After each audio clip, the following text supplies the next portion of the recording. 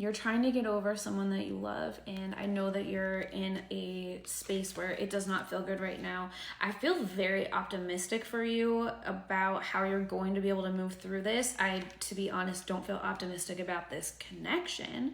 I feel optimistic for you in love. I talk more about that in part 1.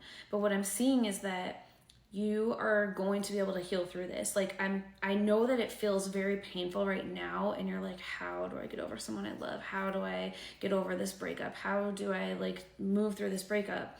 I see that. But what I'm getting, and with the 6 of Cups especially, is that you need to have some conversations with like inner versions of you. You might be able to do that by like literally talking out loud. You might be able to do that by journaling. And so I felt called to pull out my inner child oracle deck that I actually created myself. I haven't used this in a while, and the cards were just starting to come out. And on the bottom of the deck right now, I love every single part of you. Maybe that's a message that you need to tell yourself. So a bunch of cards had already come out. I was like just trying to shuffle in the energy of this reading. And the first card I got was, I will never leave you.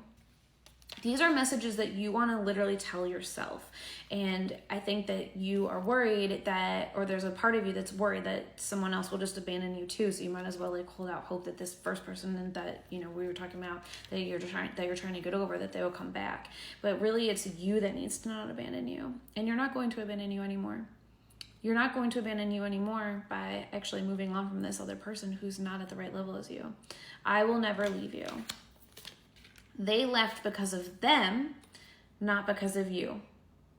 The fact that those two came out like right one after the other is so wild. Like, you're trying to get over this person who has not been present for you, and you deserve so much more. It also says it was not fair. Maybe they didn't treat you fairly. Maybe they didn't give you a lot of closure, explanation. Maybe they ghosted you. It's not fair.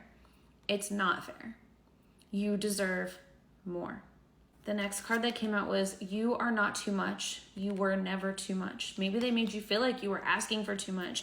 Maybe they made you feel like, you know, if you just asked for less, or if you settled for less or breadcrumbs, that they would be able to do that. But honestly, if you would have just keep on shrinking yourself, there would have been nothing left. That's what I was saying in part 1, is like you had to go down like to lower and lower levels to be at the same level as them. No, you need somebody who's going to be on the same level as you and who's going to elevate with you.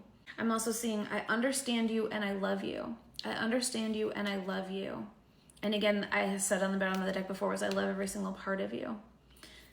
You need to tell yourself that you are worthy of love, that you deserve love, that you love yourself. This is a little self-love era. Integrating your adult self with some of these inner parts. It says, sometimes what we want and what we need don't match. So I will decide which to do. In part 1, I talked about how you want and desire like a specific type of loving connection, and you think that it's with this person, but it's not this person. You want and honestly need and deserve this like really beautiful loving connection, but what you need is to make space for the right person to come in to be able to give you that. And so what you need right now is to distance yourself from this person, take care of yourself, and get into this thriving energy, because I am seeing, like I said, new love coming in that is at the right level as you. You're not supposed to make yourself smaller. You were never too much. They were not enough. And the right person is going to have so much space for you. And in the meantime, you just need to make space for you. I hope that this message brings you healing. I do post a lot of healing types of messages, so follow me for more. If you ever feel called to work with me individually, I offer trauma-informed intuitive tarot reading and life coaching at the link in my bio. I have my master's in marriage and family therapy. I've been a certified life coach since 2015, and I really like to help people who are trying to heal their heart, get in touch with their intuition, and move forward in a trauma-informed, embodied way.